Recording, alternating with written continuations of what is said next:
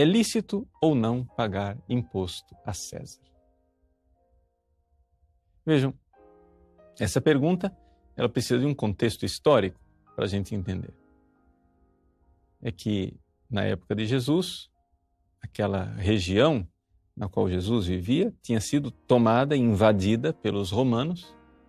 E é evidente que os judeus devotos sabiam que aquilo era uma ingerência de um poder externo, que eles estavam reduzidos à servidão e, portanto, todos os judeus enxergavam como uma situação de injustiça aquela invasão romana. Todo verdadeiro judeu queria o quê? A independência. A independência do poder romano. Mas, evidente, Jesus não veio para nos trazer uma libertação política. Jesus veio para nos trazer uma libertação espiritual, a libertação do pecado, a libertação do demônio. E os fariseus, hipocritamente, lançam para Jesus uma armadilha, querendo que ele se posicione politicamente.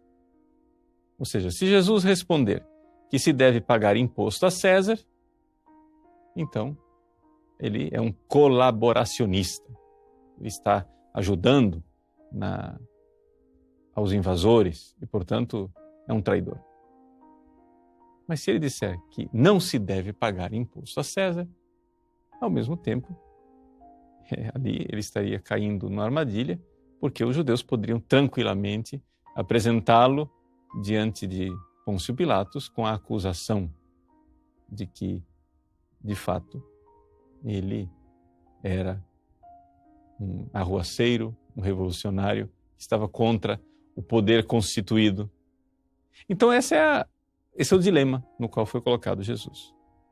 Nosso Senhor, aqui, claro, sendo Deus, a própria sabedoria encarnada, Jesus não somente responde de forma magistral à acusação e à armadilha dos fariseus, como também nos dá um ensinamento que irá brilhar ao longo dos séculos e que vai mudar a história da humanidade. Jesus responde dizendo: mostrai-me a moeda do imposto. Levaram então uma moeda. E Jesus pergunta: de quem é a figura e a inscrição desta moeda? Responderam: de César. Ora, aquela inscrição na moeda, ela era um problema religioso para os judeus. Por quê?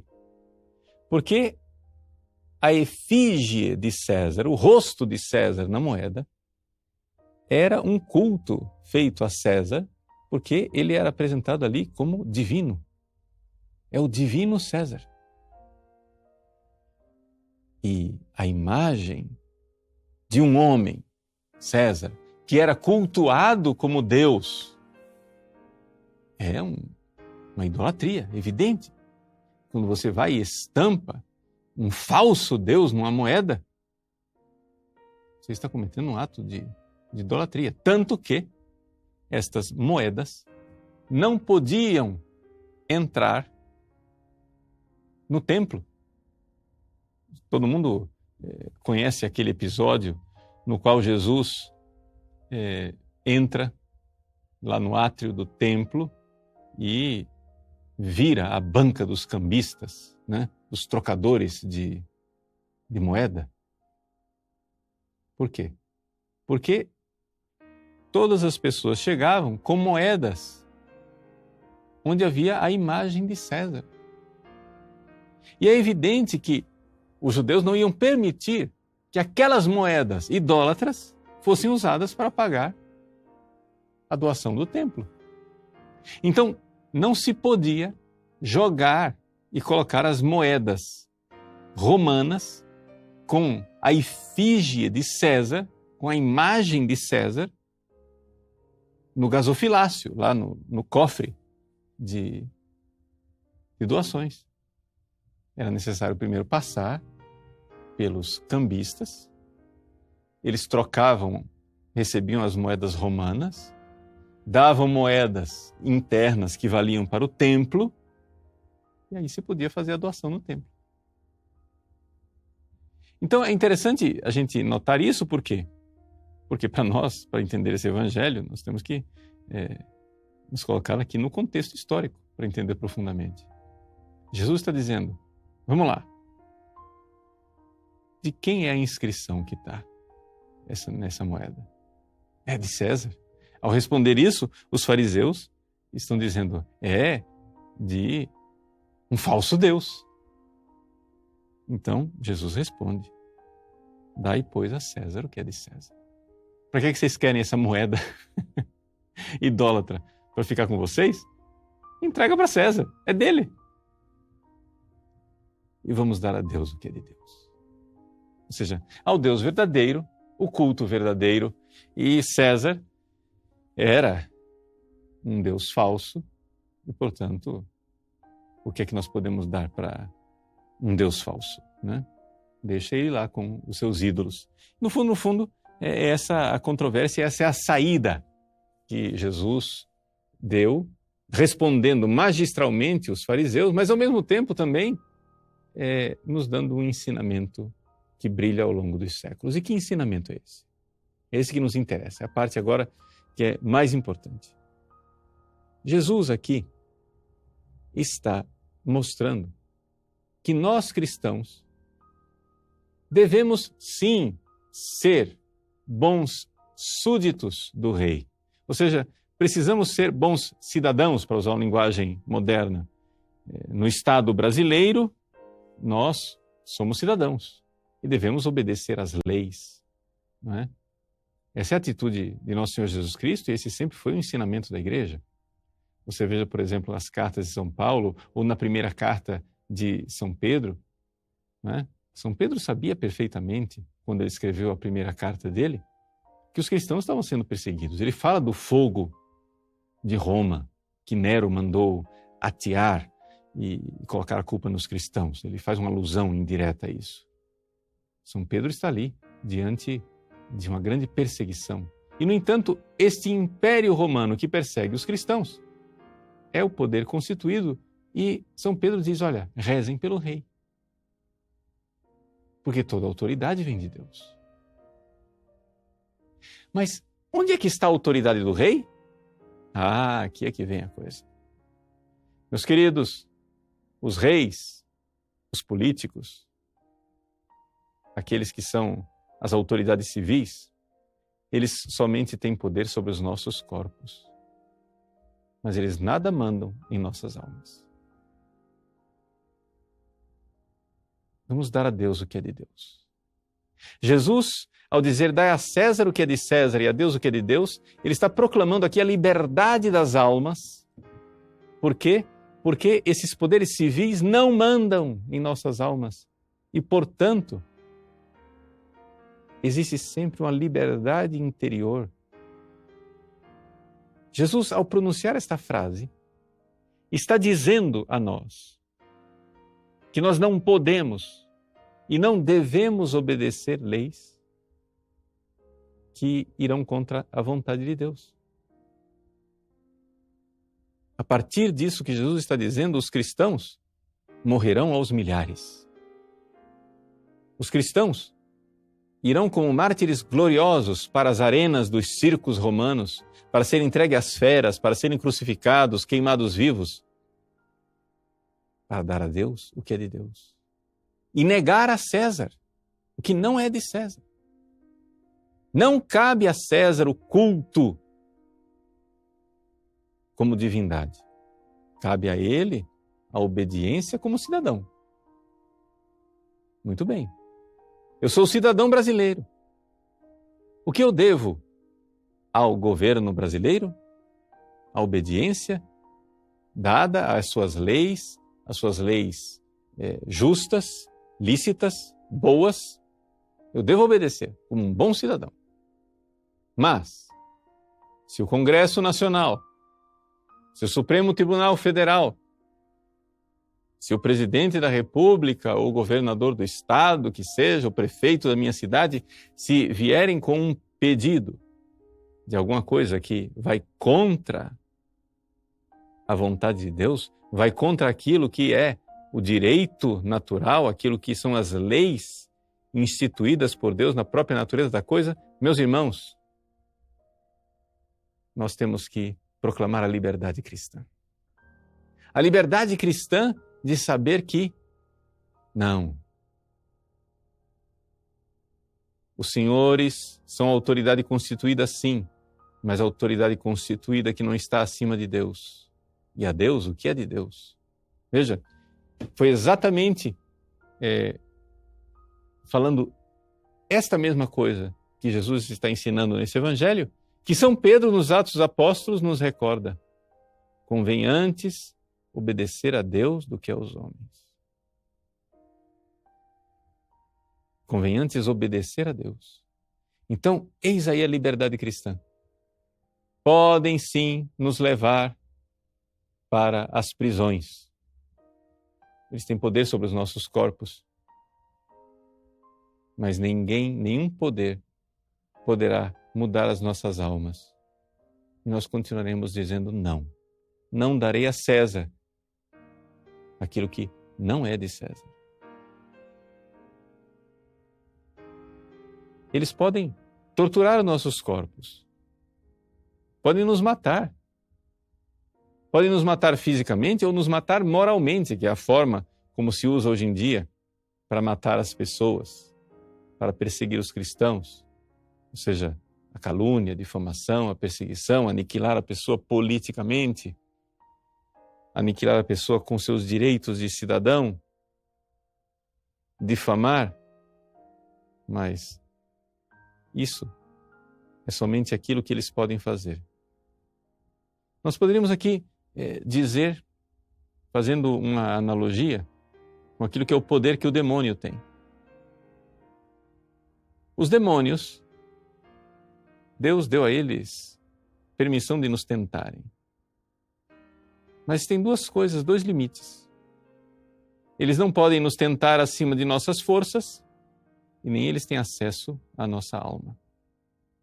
Eles só têm acesso aos nossos corpos. Ou seja, o demônio, ele nos tenta, digamos assim, instigando, cutucando a nossa imaginação, os nossos afetos, mas não tem acesso nenhum à nossa alma. Nós somos livres, interiormente livres nas nossas almas. Pois bem, também as autoridades civis têm, sim, um poder sobre os nossos corpos. Se forem autoridades justas, se forem homens tementes a Deus que nos governam, eles usarão esse poder que eles têm com discricionalidade, com justiça, com bondade. Que coisa maravilhosa quando na história da igreja nós vemos aqueles reis santos e justos que eram verdadeiros pais da pátria, que serviam ao povo. Mas servindo ao povo, eles tinham um poder muito limitado.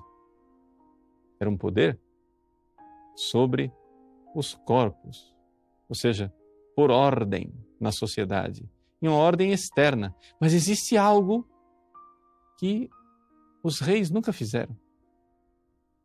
Eles não têm poder sobre as almas.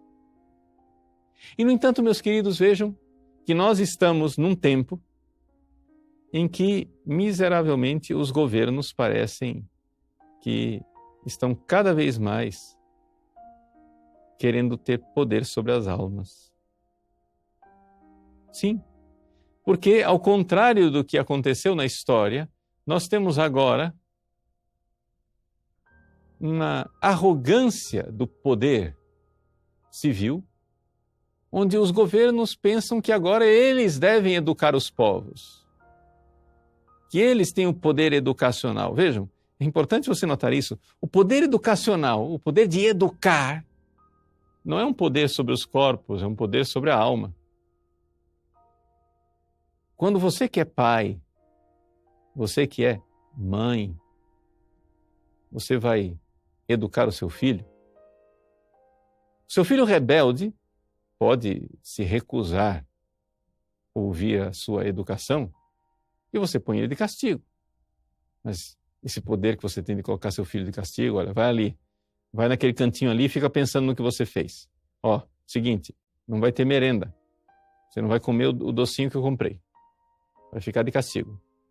Olha, tá o programa na televisão que você queria assistir, ou tá o vídeo que você queria assistir, você não vai assistir. Está de castigo. Que poder é esse que você está exercendo sobre seu filho? Um poder sobre o corpo.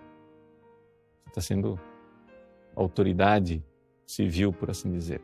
Mas você exerce, como pai ou mãe, esse poder de castigo sobre o seu filho, na esperança de que o seu filho se arrependa e que ele então ouça os seus paternos conselhos e se deixe educar por você.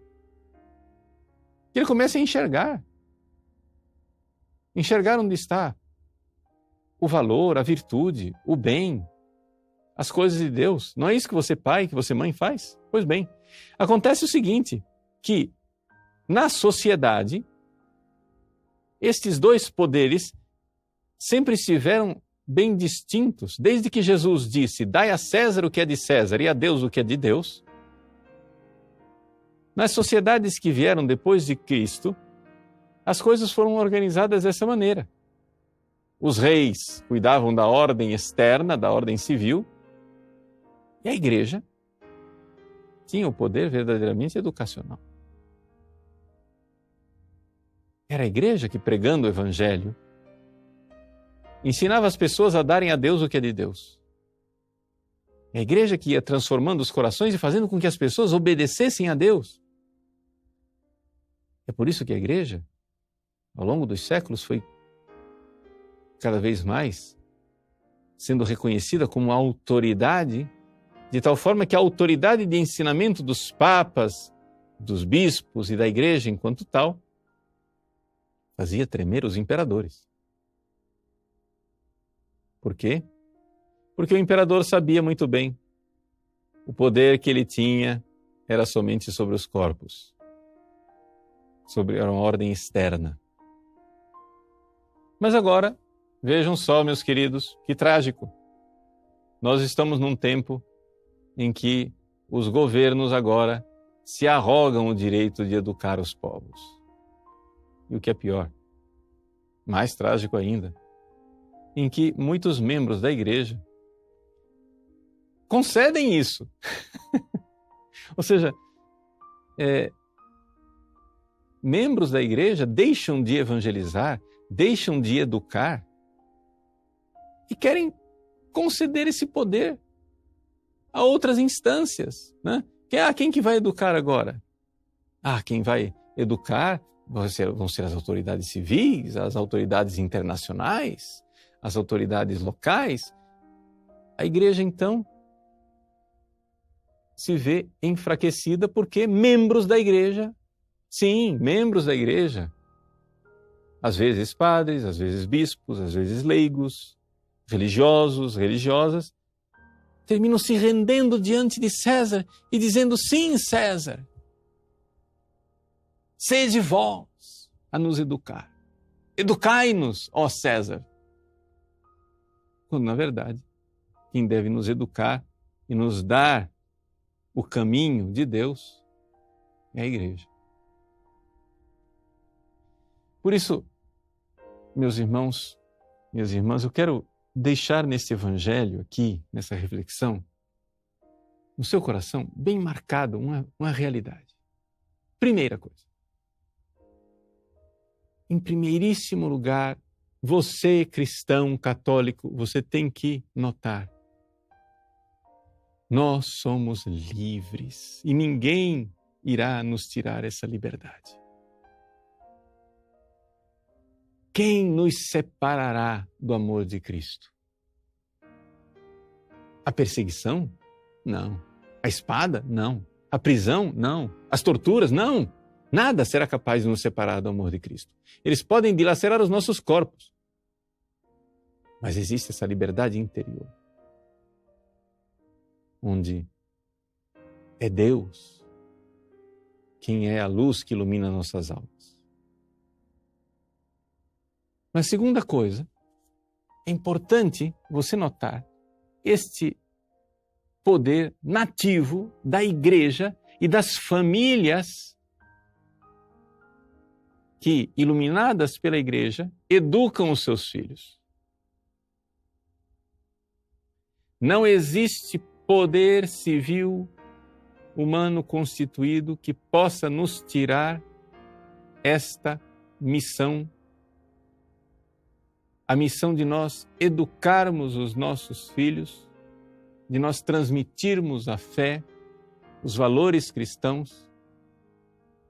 Não são as autoridades civis quem vão nos dizer o que é que nós precisamos ensinar para os nossos filhos.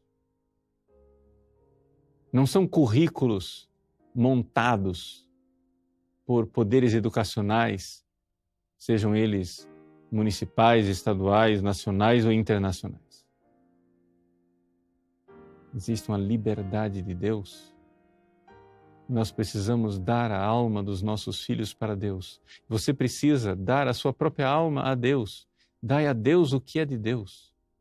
A Deus o culto de adoração em que nós inclinamos nossas cabeças diante dele e aceitamos a verdade que ele nos revela para atender amorosamente os seus mandamentos e as suas orientações. Então, é isso que eu gostaria de partilhar com vocês nesse domingo. Nós compreendermos que, sim, como bons católicos e cristãos, nós precisamos ser bons cidadãos e obedecer às autoridades civis, rezar pelas autoridades civis. Mas nosso Senhor põe um limite nesta autoridade. Até aqui irá a tua arrogância e não além. Não cabe às autoridades civis o poder espiritual. E o poder espiritual que se manifesta de forma bem concreta no culto divino, no ensinamento, na formação, na luz para as nações que deve ser a igreja. E na luz para os seus filhos que deve ser você, pai e mãe cristã. Nós precisamos compreender que não existe nenhuma rebeldia ou revolução em nós colocarmos as coisas na ordem instituída por Deus. E a ordem instituída por Deus é que a Deus o que é de Deus e a César somente e tão somente aquilo que compete a César. Deus abençoe você. Em nome do Pai, do Filho e do Espírito Santo. Amém.